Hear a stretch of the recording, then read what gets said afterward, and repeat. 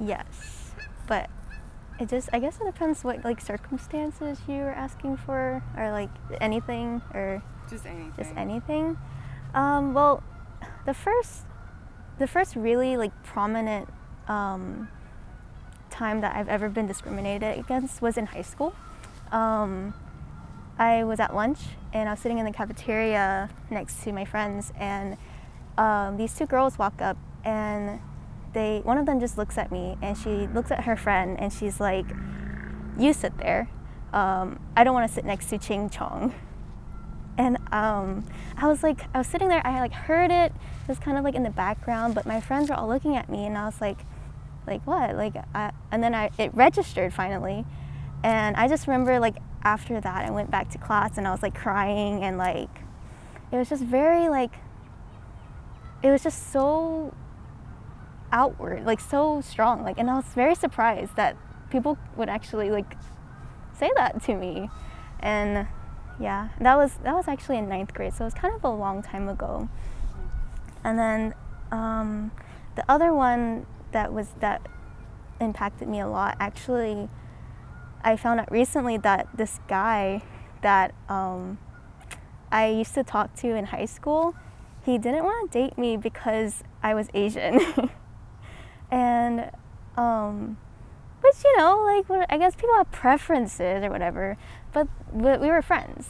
And those kind of experiences, like, they make you just wonder, like, how many other people am I sitting next to, am I friends with, who secretly, like, harbor the same thoughts about me, and I just will never know. And so, yeah, after that happened, I have been, like, kind of I just start thinking, like, maybe I need to start acting, like, different, or, like, maybe I need to, like, maybe I'm being, like, too myself right now. I need to tone it down, or, like, be more white or whatever. And I really shouldn't be thinking those things, you know? But sometimes it just happens, and you don't even realize it until later.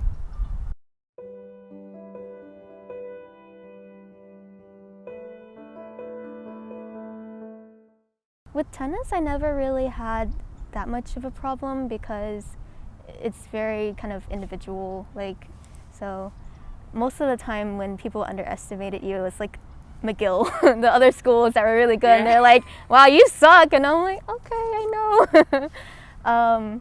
But I think for me, because I play volleyball also, so for me, a lot of the underestimation came from like my teammates on the volleyball team, because obviously you're gonna have like a weak link on the team somewhere, or somebody who's kind of struggling but trying to get better. And for a while that was me, and I could just feel my teammates, like, they didn't trust me enough to get the ball, or like they wouldn't really want to talk to me or hang out with me because I wasn't as good as the other people.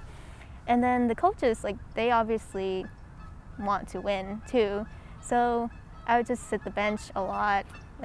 My first 2 years I never got to play.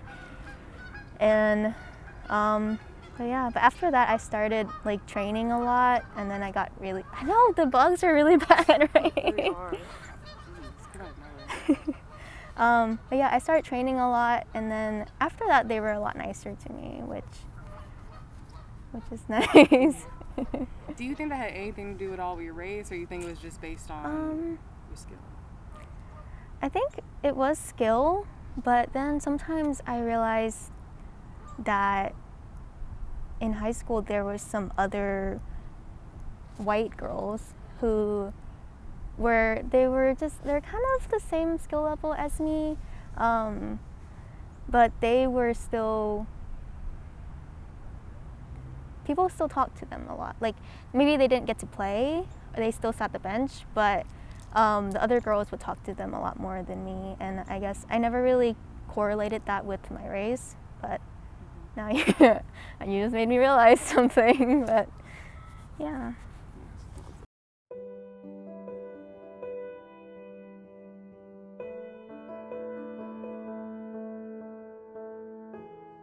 I think yes, because there's just this stigma that Asian American students or people in general, they just have to be like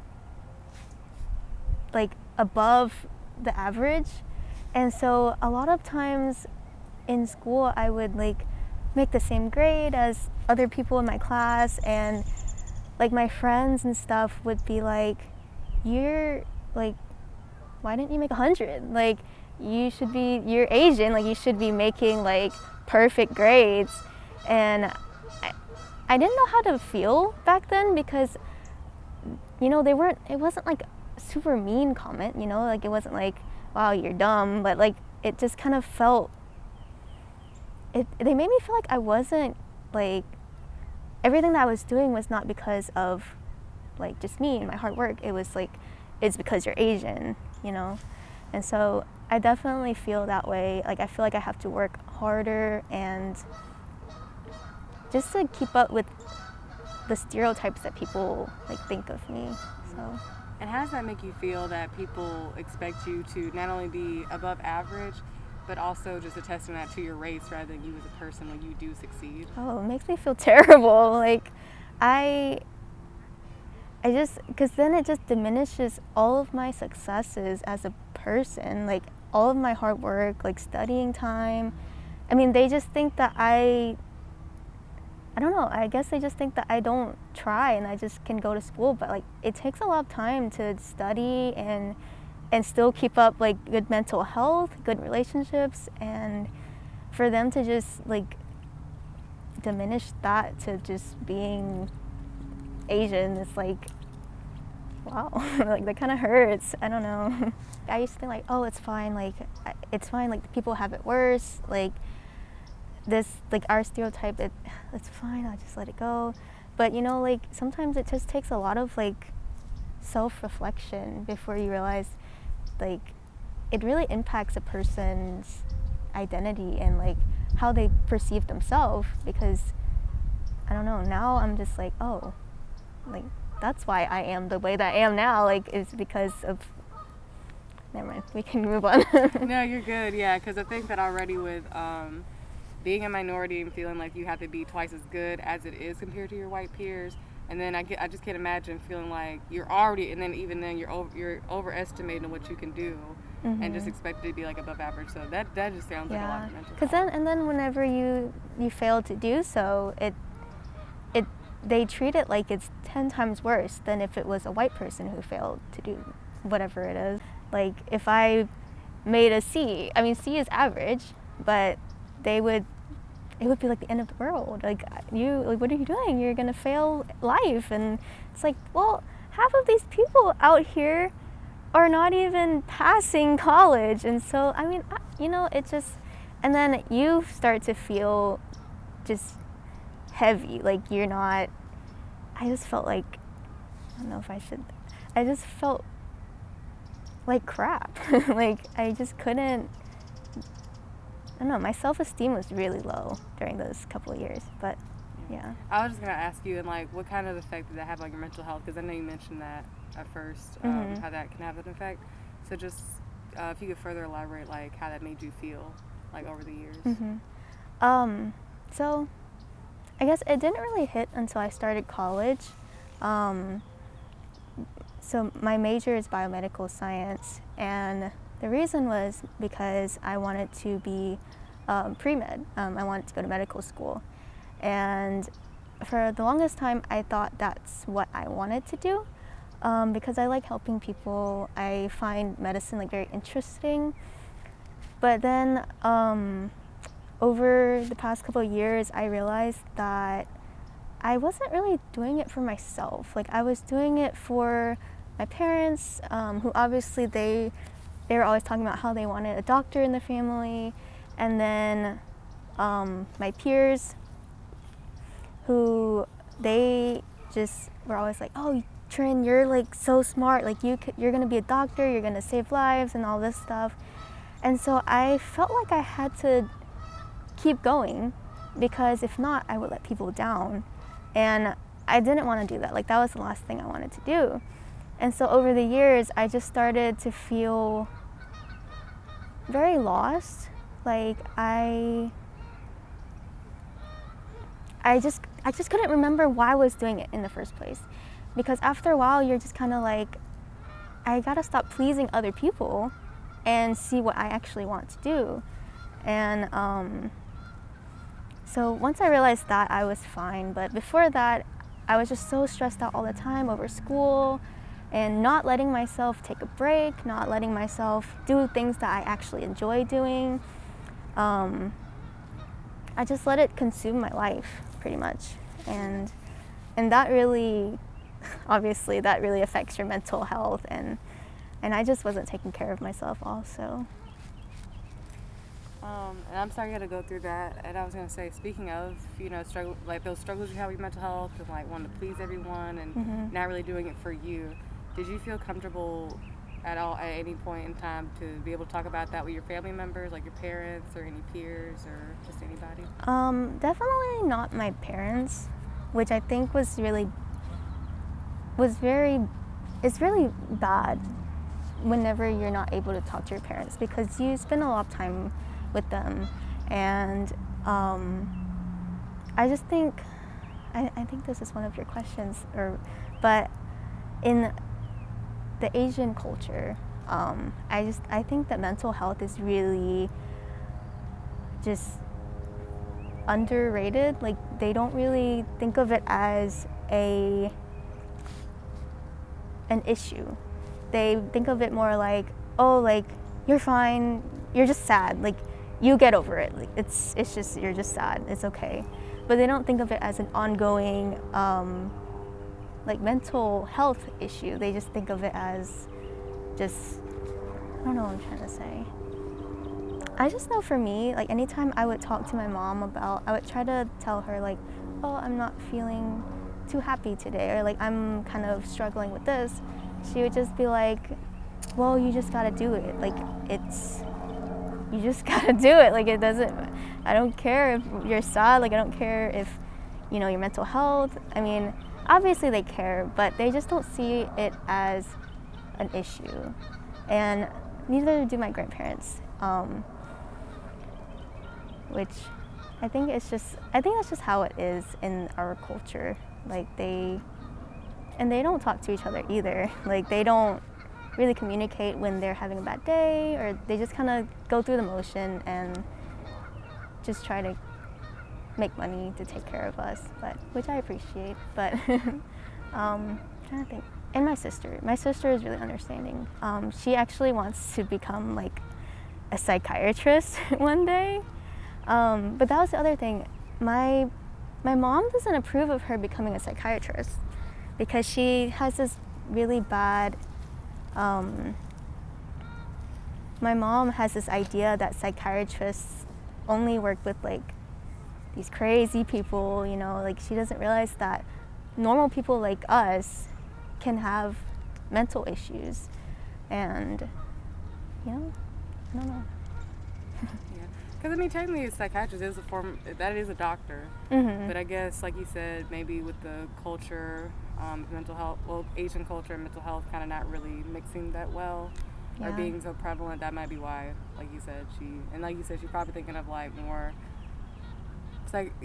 psychotic. I mean, which that is, you do tend to work with those patients. Yeah. My mom, she works with mental health patients, but she says also it can be drug related, or like they're hooked on drugs, or it can just be suicidal thoughts they might go through. Mm-hmm. And that's not necessarily like schizophrenic or bipolar. They're all in the sense of mental health, but it's just different things, and people don't realize that. Yeah. But that's really nice. She wants to be a psychiatrist. She should really go for that. Yeah, I think so. But also, I think mental health issues are very new, like, kind of newly emerging. It hasn't always been.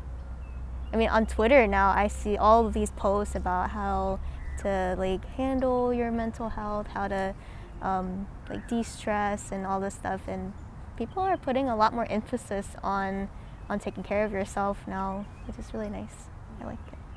Well, I was gonna just in general, like, just that feeling of, because you do have people you can talk to, but just like the fact that you can't talk to your parents, and like knowing how taboo mental health is in Asian culture, like, how does that make you feel, and like how do you think that makes like other Asians feel? I think it really negatively impacts people. Because growing up, you start to think that there's something wrong with you for thinking a certain way, for feeling a certain way. And I think, like, as parents, you should be helping your child create their identity and helping them be able to validate their own feelings. Because if they grow up constantly needing validation from other people,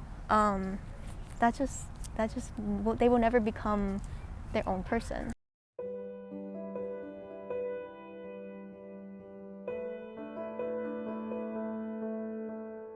Yeah, I mean, definitely. I know for sure growing up, all of my friends were white. I was the only Asian person in my entire school. So it was just little things like what kind of food I bring to lunch, or like what kind of shows that I watch, or I remember that I always tried to hide everything that was related to my culture. I would just try to hide it because I didn't want them to think I was weird or like too different, you know? And so I pretty much just lost all of my unique interests that I had, and I tried so hard to just mold myself to be like them, which obviously it's never gonna work. But let me try to think of, even now though, like, I mean, I enjoy watching like anime, and my little sister recently introduced me to K-pop.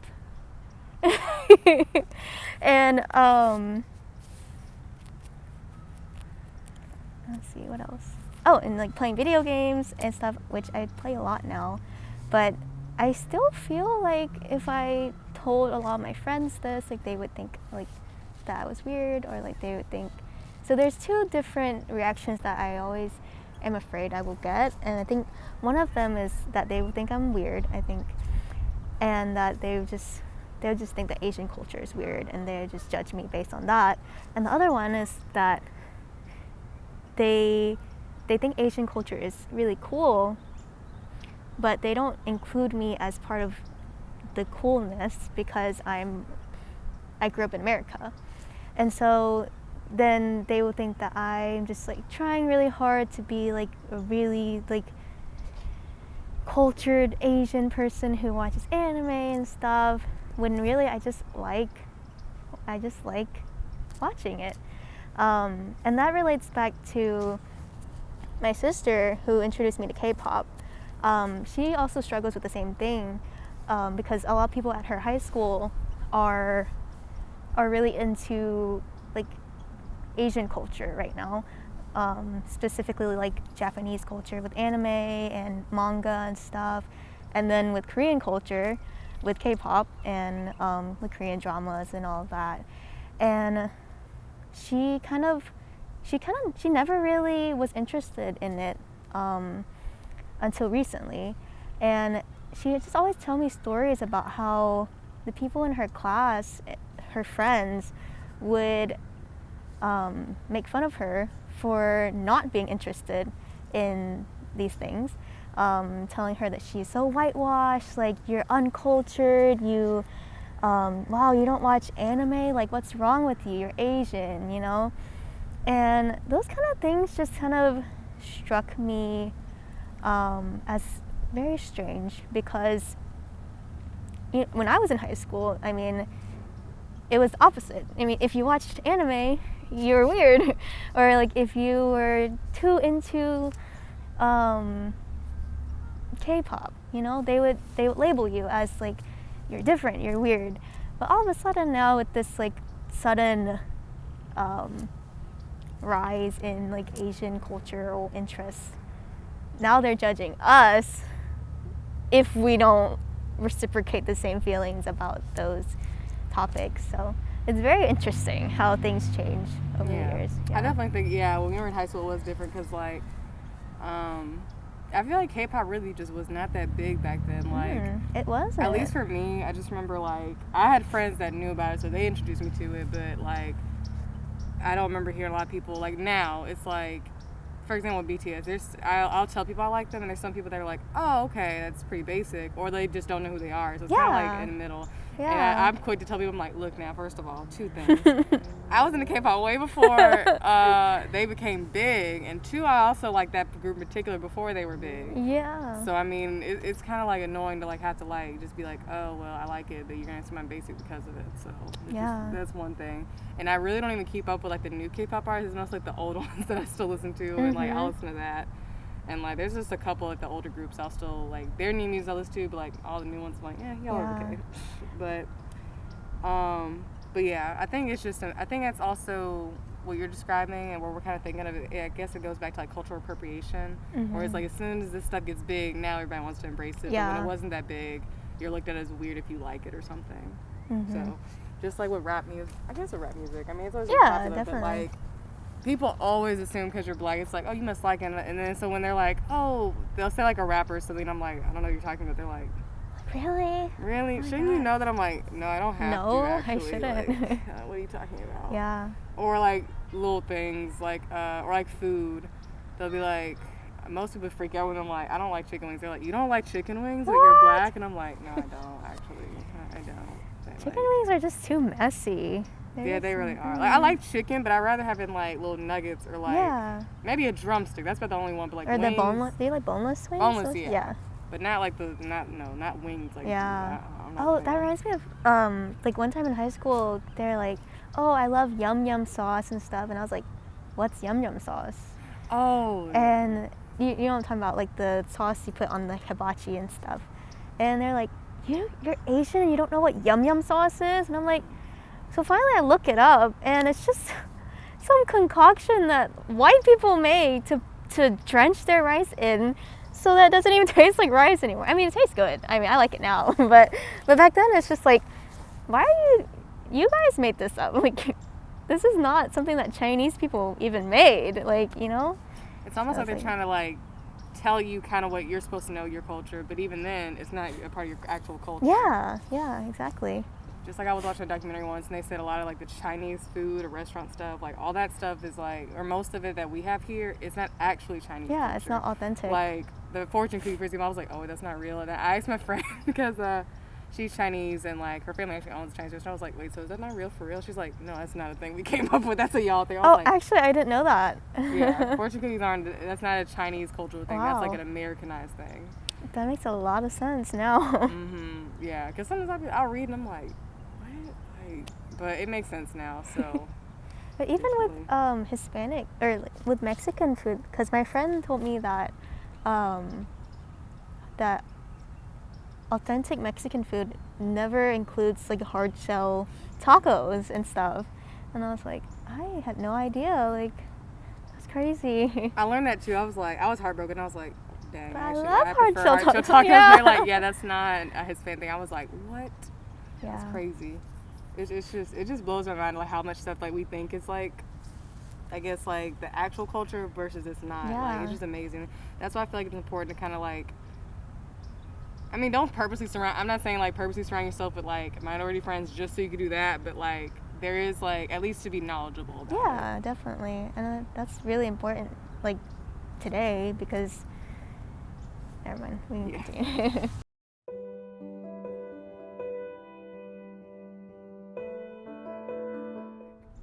I think at first it was weird, but after a while I think it actually impacted me very positively because I wasn't really going out. I don't really go out that much anyways, and so now that I didn't have to drive 20 minutes to go to school, I could just like go on my computer. It just opened up a lot more time for me to pursue hobbies and like just kind of chill, do what I want, and self-reflect a lot. It gave me a lot of time to just think about what I actually wanted to do with my life. And I think during quarantine was when I actually told my mom that I didn't want to go to medical school. So it impacted me well, I think, just all the time. It felt like I had a lot more time to do stuff that I wanted to do. It's really interesting because I haven't heard that from anybody. Most really? people are like it's negative. Yeah, like they just it kind of isolated them and whatnot. But I think that's a good point. I mean, I've heard, like, in my interviews, I haven't heard that, but I have seen a couple people that are like, oh, I have more time to myself, like hobbies and Yeah. stuff.